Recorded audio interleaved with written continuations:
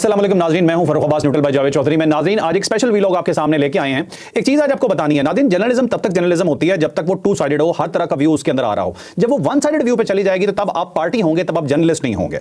अब हुआ क्या जी कि पिछले कुछ दिनों में बार बार मिसालें दी जाती थी इस चीज़ की कि पाकिस्तान खुदा का शुक्र अदा करें कि बचा हुआ है, क्योंकि हमारी जो फौज है वो इतनी स्ट्रांग है और किसी भी बाहर से आने वाली तबाही को वो रोक लेती है। लेकिन अपोजिट साइड से कुछ इस तरह का हमारे सोशल मीडिया के लोग हैं, इमरान रियाज साहब भी इस चीज़ के ऊपर बोलते हैं, बाकी पीटीआई के बहुत सारे यूट्यूबर्स इसके ऊपर बात करते हैं कि आप हमें मिसाल उन मुल्कों की देते हैं जो ममालिक ऑलरेडी डूबे हुए हैं, तबाहशुदा हैं। आप हमें यूरोपीय ममालिक की या तरक्की याफ्ता ममालिक की मिसालें क्यों नहीं देते? तो आज इसका जवाब आपके सामने लेके आए हैं कि जिन मुल्कों का वो नाम ले रहे हैं कि इनकी मिसालें हमें ना दें, वो मुल्क पहले कैसे थे, क्यों वो खराब हुए और पाकिस्तान को किस तरह से आज तक हमारी आर्मी ने बचा के रखा हुआ है। पूरी डिटेल से आज आपको ये स्टोरी हम बताएंगे। फरक, आपका बहुत शुक्रिया। एक बड़ा अच्छा वैसे मौजू आपने चूज़ किया है और इसके ऊपर बात होनी चाहिए पाकिस्तान के अंदर। और सर मैं समझता हूँ कि सबको इसके ऊपर बात करनी चाहिए। कोई इसके अंदर कोई पॉजिटिव चीज़ें भी होंगी, कुछ नेगेटिव चीज़ें भी होंगी। एक वैसे सीरीज़ बनी थी हॉलीवुड के अंदर, वो बड़ी मज़ेदार सीरीज़ थी। उसका नाम है a man sitting in the high castle. कि एक बंदा जो ऊंचे किले के ऊपर जो बैठा हुआ है वो इससे। और इसका जो कॉन्सेप्ट है वो बड़ा मजे का कॉन्सेप्ट ये है कि जो वर्ल्ड वार सेकंड थे उसके अंदर जर्मन हार गए और साथ साथ जो जापान है वो भी हार गया। ऐसे ही ना? बिल्कुल। तो उसके बाद जो एक ना दुनिया जो है दो हिस्सों में तकसीम हो गई। एक रशिया बन गया और एक साइड पे पावर जो है वो अमेरिका बन गया। तो दो सुपर पावर्स आ गई। फिर पूरी दुनिया इन दो सुपर पावर्स के दरमियान फंसी रही और पिंग पोंग बनी रही। कभी इधर से लड़ना पड़ता था, कभी उधर से मारा जाता था। इस टाइप की सूरत रही। ऐसे ही ना जी। अब ये आरडीएस फिल्म का ये है और जो सीरीज़ का ये है, जो सीजन्स हैं उसका ये है कि जनाब अगर ये रिवर्स हो गया होता, रिवर्स सिस्टम हो गया होता कि जर्मन और साथ जापान जीत गए होता। अगर वो जीत गए होते और इंग्लैंड और इत्तेहादी जो है इंग्लैंड और उसके साथ साथ अमेरिका ये हार गए होते तो फिर दुनिया की क्या सूरत हाल होते। उसके ऊपर बड़ा ये मजेदार है कि उन्होंने कहा जी आधा अमेरिका तो उन्होंने आपस में डिवाइड कर लिया होता। यानी आधे अमेरिका के अंदर जर्मन फिर रहे होते और आधे अमेरिका के अंदर जापानीज फिर रहे होते। और वहां पे वो अमेरिकन के साथ क्या कर रहे होते। और इंग्लैंड के अंदर जो है वो मुकम्मल तौर पे कब्जा होता है जर्मनों का और वहाँ पे जर्मन जो ब्रिटिश के साथ क्या कर रहे होते हैं। और उसके बाद जो इंडिया है वो भी ज़ाहिर है कुछ हिस्सा जो है वो जापानीज़ के पास चला गया होता और कुछ हिस्सा जो जर्मनों के पास आ गया होता। तो यहाँ पे हिंदुस्तान के अंदर क्या हो रहा होता। तो बड़ा मज़ेदार साइड आइडिया। इसी आइडिया को अगर आप थोड़ा सा बढ़ा करके देखो, यानी आप रिवर्स करके देखो, जब आप रिवर्स करके देखेंगे, रिवर्स फॉर्म में करके देखेंगे तो फिर आपको दुनिया एक नई सूरत हाल में नजर आएगी। मसलन हम इराक को ले लेते हैं, सद्दाम हुसैन को, फिर साथ साथ हम कर्नल कज़ाफ़ी को ले लेते हैं। ठीक है, अब फर्ज कर लो, और साथ साथ बशारुल असद को ले लेते हैं। तीन मुल्कों को, तीन लीडर्स को ले लेते हैं, यानी कि सीरिया, लीबिया और उसके साथ इराक, जो बड़ा ताज़ा तरीन हमारे सामने जो मिसाल हैं। अब फर्ज कर लो कि सद्दाम हुसैन के पास जो है ना वो एटम बम होता, कर्नल कज़ाफ़ी के पास भी एटम बम होता और सीरिया जो है ना ये भी एटमी ताकत होती। अब अगला सवाल ये है कि फिर क्या इनके ऊपर अटैक होता? सवाल ही पैदा नहीं होता। तो क्या कर्नल कज़ाफ़ी जो है वो इस तरह मारा जाता, और मारा भी इस तरह जाता है कि उसको मार के गलियों के अंदर घसीट के उसके ऊपर पेशाब किया जाता। और उसके बाद लीबिया जो है जो अमीर तरीन मुल्क था अरब के अंदर, और वहाँ पे लोगों को घर बैठे हुए आपको एक खुद बहुत किस्म की आमदनी हो जाती थी, आपके अकाउंट में पैसे चले जाते थे। और जो कर्नल कज़ाफ़ी था वहाँ पर उसने बिजली फ्री रखी हुई थी, एजुकेशन फ्री रखी हुई थी, गरीब लोगों को राशन फ्री दिया जाता था। और इसके साथ साथ उसने कानून बनाया हुआ था कि जो लोग वहाँ पे मौजूद है लिबियंस, वो खुद काम नहीं करेंगे, छोटे काम नहीं करेंगे, मतलब बर्तन नहीं धोएंगे, घर की सफाई नहीं करेंगे, अपने घर की चौकीदारी नहीं करेंगे, खुद ड्राइविंग नहीं करेंगे, इसके लिए वो दूसरी कौमों के लोगों को लेके आएंगे। तो वो इतना ज़्यादा उन्होंने सपोर्ट किया था अपने अवाम को। तो अब अगर वहाँ पे एटमी ताकत होता, वो एटम बम होता, बड़ी फौज उसके पास, तगड़ी फौज होती, प्रोफेशनल फौज होती, तो क्या कर्नल कज़ाफ़ी के साथ ये सलूक होता और आज लिबिया डिवाइड होता और वहाँ पे खाना जंगी चल रही होती और वहाँ पे लोग अपनी रोटी को तरस रहे होते।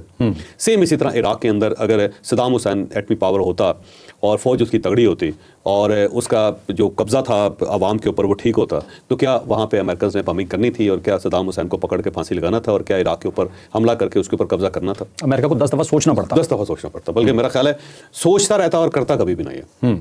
क्योंकि देखें जो इराक है या लिबिया है वो पाकिस्तान नहीं है, क्योंकि उसकी वजह यह है कि पाकिस्तान के पास पैसा नहीं है। पाकिस्तान माशी तौर पे कमज़ोर है, ऐसे ही ना। और इराक और लिबिया जो है वो माशी तौर पे मजबूत है। तो एक माशी तौर पे मजबूत मुल्क जिनके पास तेल भी है, जिनके पास मादनियात भी हैं, जिनके पास पैसा भी है, और पैसा भी खरबों डॉलर है जिनके पास, और साथ उनके पास एक एटमी फौज भी आ गई है, तो फिर उसके बाद आप खुद अंदाज़ा लगाएं कि कितना वो डेंजरस हो जाता सबके लिए कि इनको अगर छेड़ा गया तो मसला ख़राब हो जाए। बिल्कुल सेम इसी तरह अगर बशारुल असद जो है उसके पास एटम बम होता, एटमी पावर होता, तगड़ी फौज होती, और इतनी तगड़ी फौज होती जितनी पाकिस्तान की तगड़ी फौज है, तो क्या वहाँ कब्जा हो सकता था या वहाँ ये सूरत हाल होती जो इस वक्त पूरी दुनिया वहाँ पे तमाशा देख रही है? वहाँ पे कभी भी ना होती सारे। तो ये एक हकीकत है, इस हकीकत को इंसान को ज़हन में रखना चाहिए।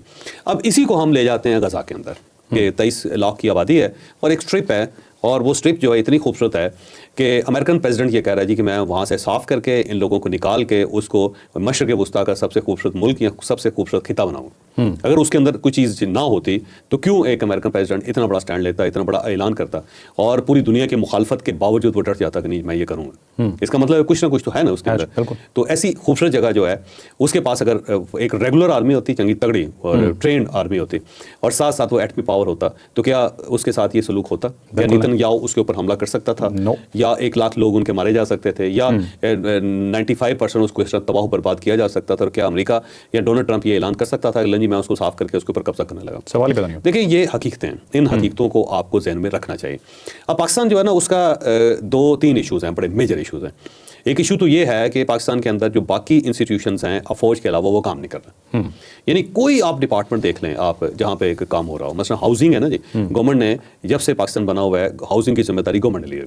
गवर्नमेंट ने ये कहा हुआ है कि जनाब लोगों को घर प्रोवाइड करना, प्लॉट प्रोवाइड करना, एक हाउसिंग स्कीम क्रिएट करके देना, ये हमारा काम है। हम सबको आबाद करेंगे और हम ज़मीन साफ़ किया करेंगे, वहाँ पे इंफ्रास्ट्रक्चर डेवलप करेंगे, फिर उसके बाद उसकी प्लॉटिंग होगी, प्लॉटिंग होने के बाद हम अनाउंस करेंगे, लोग पैसे देंगे और उसके बाद हम प्लॉट उनको हैंड ओवर करेंगे ताकि वहाँ पे अपने घर बना सकें। ऐसे ही पिछले 76 साल में गवर्नमेंट ये काम नहीं कर सके किसी जगह पे। बल्कि इस्लामाबाद में अगर आप आएँ तो बेशुमार ऐसे सेक्टर्स हैं जिनको 50-50 साल हो गए हैं लेकिन अब तक वहाँ से कब्जा नहीं हटाया जा सका लोगों का, और वहाँ ना प्लॉट्स बनाए जा सके और ना लोगों को हैंड ओवर किए जा सकें, जबकि उसके जो पैसे हैं वो 40-40 साल पहले से CDA हासिल कर चुका ले चुका है। ठीक है। और लोग रो पीट रहे हैं, उन्होंने फाइलें अपनी बगलों में दाबी हुई हैं, अदालतों के अंदर धक्के खा रहे हैं, CDA के अंदर धक्के खा रहे हैं। ठीक है। और जब ये नहीं होता तो फिर उसका क्या नतीजा निकलता है? उसका नतीजा ये निकलता है कि DHA बन जाता है। अब जो DHA उन्होंने नया सिस्टम बना लिया, उन्होंने कहा जी पैसे तो हमारे पास हैं कोई नहीं कि जो हम इन्वेस्ट कर सकें। तो ये कहते हैं कि भाई आपके पास अगर ज़मीन है या अगर आपको ज़मीन क्लियर कर सकते हैं तो कर लें, और क्लियर करने के बाद हम 4 कनाल के 4 प्लॉट लेंगे, उनमें से आपको एक फाइल आपको दे देंगे, आप बाद में उसको बेच दीजिएगा, और जो एक फाइल होगी वो हम इंफ्रास्ट्रक्चर पे लगाएंगे उसके पैसे, जिससे वो डेवलप हो सकेगी। और जो तीसरी फाइल है वो हम जो हमारे अपने आर्म्ड फोर्सेस के लोग हैं, जो शहीद हैं, जो बेवा हैं, उनको दे देंगे, और एक जो हमारे पास फाइल बचेगी वो हमारी बचत। ठीक है। तो उन्होंने एक अच्छा सा सिस्टम बना के और DHA उन्होंने बनाना शुरू कर दिया धड़ाधड़, और वो जो रियल एस्टेट सेक्टर है उनके पास चला गया। ठीक। तो अब भाई मसला ये है कि किसी ने जो सिविलियन जो इदारे उनको रोका है कि आप ये ना करें।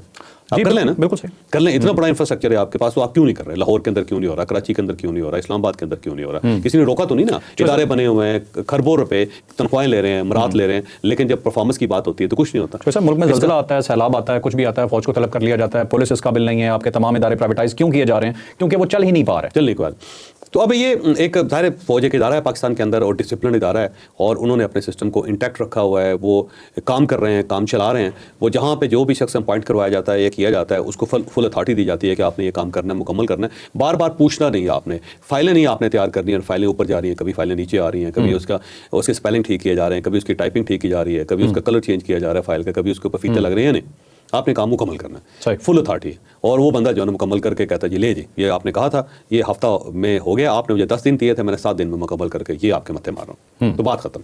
जबकि सिविलियन जो हमारा इंफ्रास्ट्रक्चर है उसके अंदर ये चीज़ अवेलेबल नहीं है, जो हमारी ब्यूरोक्रेसी है वहाँ पे ये चीज़, ये डिसिप्लिन, ये चीज़ नहीं है, परफॉर्मेंस नहीं है ये।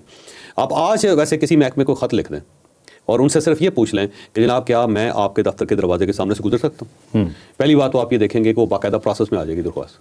ठीक है। अच्छा, प्रोसेस में होती हुई सेक्रेटरी तक चली जाएगी और फिर सेक्रेटरी से नीचे वापस आएगी कि तो हमारा काम ही नहीं है। और उस दौरान जो है सारी स्टेशनरी जो है वो पूरी की पूरी इतनी दफा स्टेशनरी जो है ना वो सरकार का खर्च हो जाए।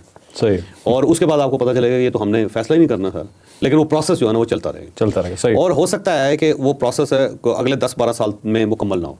आप जाके पूछते रहें कि जी मुझे बताएं, मैं वैसे गुजर रहा हूँ रोज़ यहाँ से, लेकिन मैं फिर आपसे पूछ रहा हूँ कि क्या मैं गुजर सकता हूँ यहाँ से या नहीं गुजर सकता, क्योंकि ये ना हो कि मैं कोई गैर कानूनी काम कर रहा हूँ और कल को मुझे सजा हो जाए। ठीक है। तो वो ये नहीं बताएंगे कि यार तू गुजर तो रहा है तो मुझसे क्यों पूछ रहा है। वो कहेंगे नहीं हम कानून के मुताबिक जो है तुम्हें जवाब देंगे, और इस दौरान हो सकता है 6 सेक्रेटरी बदल जाएं।